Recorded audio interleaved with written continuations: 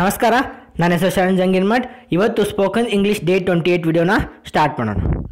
ಈ ವಿಡಿಯೋದಲ್ಲಿ ನಾವು ಪಾಸ್ಟ್ ಪರ್ಫೆಕ್ಟ್ ಟೆನ್ಸ್ ಬಗ್ಗೆ ಡಿಸ್ಕಸ್ ಮಾಡ್ತೀವಿ. ನೋಡಿ, ಪಾಸ್ಟ್ ಪರ್ಫೆಕ್ಟ್ ಟೆನ್ಸಲ್ಲಿ ಯೂಸ್ ಆಗುವಂಥ ಹೆಲ್ಪಿಂಗ್ ವರ್ಬ್ ಯಾವುದು ಅಂದರೆ ಹ್ಯಾಡ್ ಹೆಲ್ಪಿಂಗ್ ವರ್ಬ್ ಅಂತ ಹೇಳ್ಬೋದು. ಇಲ್ಲಿವರೆಗೆ ನಾವು 6 ಟೆನ್ಸಸ್ ಬಗ್ಗೆ ಡಿಸ್ಕಸ್ ಮಾಡಿದ್ದೀವಿ. ಅದು ಯಾವುದು? Simple present tense, present continuous tense, present perfect tense, present perfect continuous tense, simple past tense and past continuous tense. Okay, ಇವತ್ತು ಪಾಸ್ಟ್ ಪರ್ಫೆಕ್ಟ್ ಟೆನ್ಸಲ್ಲಿ ರೂಲ್ಸ್ ಬಗ್ಗೆ ಡಿಸ್ಕಸ್ ಮಾಡೋಣ. ಅದರಲ್ಲಿ ಒಂದನೇ rule, that is what? Positive sentence.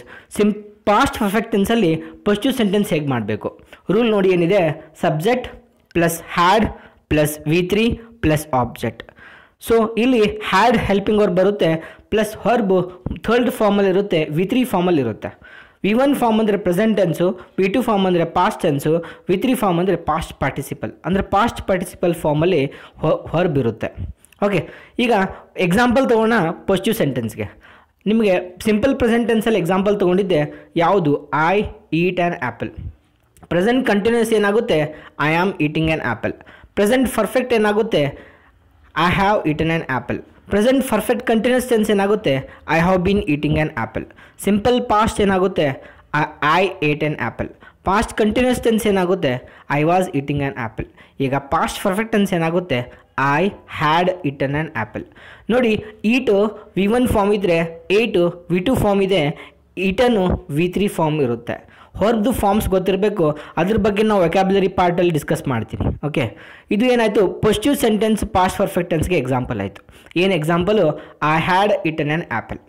Okay, next ನೋಡಿ, negative sentence rule ಏನಿದೆ ನೋಡೋಣ. Subject plus had plus not plus V3 plus object, or subject plus hadn't plus V3 plus object. Positive ಸೆಂಟೆನ್ಸಲ್ಲಿ example ಏನು ಹೇಳಿದ್ದೆ? I had eaten an apple ಅಂತ ಹೇಳಿದ್ದೆ. Negative sentence ಏನಾಗುತ್ತೆ? I had not eaten an apple or I hadn't eaten an apple. ಇಲ್ಲಿ ಒಂದು information ನಿಮ್ಗೆ ಗೊತ್ತಿರಲಿ, ಪರ್ಸ್ನಲ್ ಪ್ರೊನೌನ್ ಏನಿದೆ, I, we, you, they, he, she, it, ಎಲ್ಲದಕ್ಕೂ common helping verb had, change ಆಗಂಗಿಲ್ಲ. ಓಕೆ, ಇದು ಏನಾಯಿತು? ನೆಗೆಟಿವ್ ಸೆಂಟೆನ್ಸ್ ರೂಲ್ ಆಯಿತು. ನೆಕ್ಸ್ಟ್ ನೋಡೋಣ interrogative positive sentence. Had plus subject plus V3 plus object. Okay, ಅಂದರೆ ಸೆಂಟೆನ್ಸ್ ಏನಾಗುತ್ತೆ? Had I eaten an apple ಆಗುತ್ತೆ. ನಿಮ್ಗೆ ಗೊತ್ತಿರೋ ಪ್ರಕಾರ interrogative positive sentence helping verb ಮುಖಾಂತರ ಸ್ಟಾರ್ಟ್ ಆದರೆ ಆನ್ಸರ್ ಎಸ್ ಆರ್ ನೋ ಇರುತ್ತೆ. ಆನ್ಸರ್ ಎಸ್ ಇದ್ದರೆ ಪಾಸಿಟಿವ್ ಸ್ಟೇಟ್ಮೆಂಟ್, ಆನ್ಸರ್ ನೋ ಇದ್ದರೆ ನೆಗೆಟಿವ್ ಸ್ಟೇಟ್ಮೆಂಟ್. ಕ್ವಶನ್ ರಿಪೀಟ್ ಮಾಡ್ತೀನಿ ನೋಡಿ. Had I eaten an apple? Answer yes, I had eaten an apple. Answer no, I had not eaten an apple. ಇದೇನಾಯಿತು? Interrogative positive sentence ಆಯಿತು.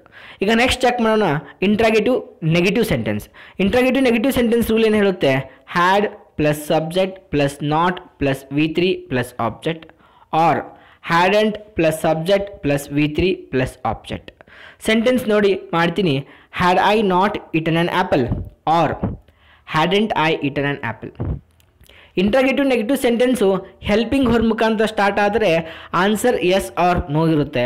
Answer yes ಇದ್ದರೆ negative statement, answer no ಇದ್ದರೆ positive statement. Question repeat ಮಾಡ್ತೀನಿ ನೋಡಿ. Had I not eaten an apple? Yes, I had not eaten an apple. Hadn't I eaten an apple? No, I had eaten an apple. This is all about interrogative negative sentence. So these all about rules related to past perfect tense. ಈಗ next ಇದಕ್ಕೆ ಸಂಬಂಧಪಟ್ಟಂಥ drill table check ಮಾಡೋಣ. Drill table read ಮಾಡೋಣ. First positive ಸೆಂಟೆನ್ಸ್ಗೆ ನಾನು drill table read ಮಾಡ್ತೀನಿ. ಇದೇ ಥರ ನೀವು ಓದಬೇಕಾಗುತ್ತೆ. ಸ್ವಲ್ಪ ಕೇಳಿಬಿಟ್ಟು ನೀವು ರೀಡ್ ಮಾಡಿ. Okay, example: I had purchased a car. We had purchased a car. You had purchased a car. They had purchased a car. He had purchased a car. She had purchased a car. It had purchased a car. ಇನ್ನೊಂದು example ಇದೆ. I had cleaned the room. We had cleaned the room. You had cleaned the room. They had cleaned the room. He had cleaned the room. She had cleaned the room. It had cleaned the room. This is all about positive sentence, past perfect tense. Next ನೋಡೋಣ negative sentence. Negative ಸೆಂಟೆನ್ಸಲ್ಲಿ 2 option ಇದೆ. Had not use ಮಾಡ್ಬೋದು, ಇಲ್ಲಾಂದರೆ hadn't use ಮಾಡ್ಬೋದು. First had not use ಮಾಡ್ತೀನಿ. I had not purchased a car. We had not purchased a car. You had not purchased a car.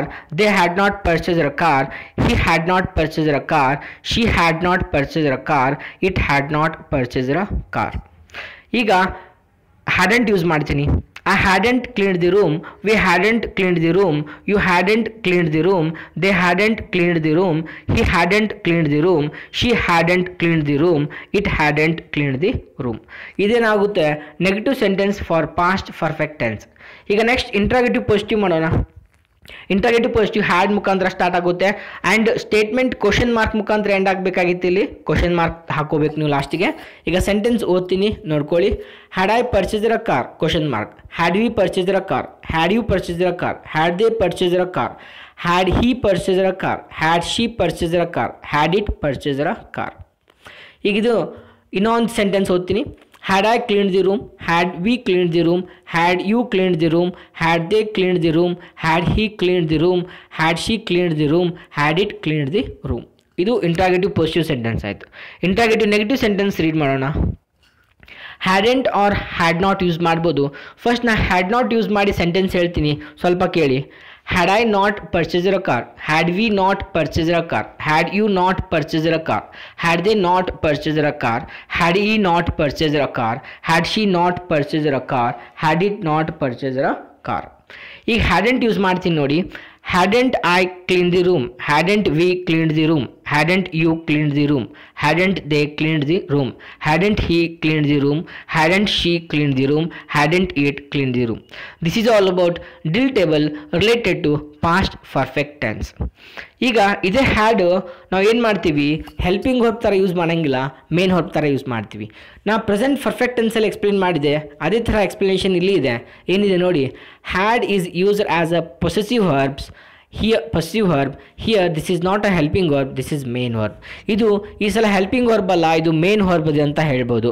Main verb ಅಂದರೆ ಈಗ ನಾ first sentence ಓದ್ತೀನಿ, ಅದು ಏನಂತ ಡಿಸ್ಕಸ್ ಮಾಡೋಣ. ಸೆಂಟೆನ್ಸ್ ನೋಡ್ಕೊಳ್ಳಿ. I had a car, we had a car, you had a car, they had a car, he had a car, she had a car, he had a car, okay, it had a car. ಇನ್ನೊಂದು example ಓದ್ಬಿಡ್ತೀನಿ. I had a bungalow, we had a bungalow, you had a bungalow, they had a bungalow, he had a bungalow, she had a bungalow, it had a bungalow.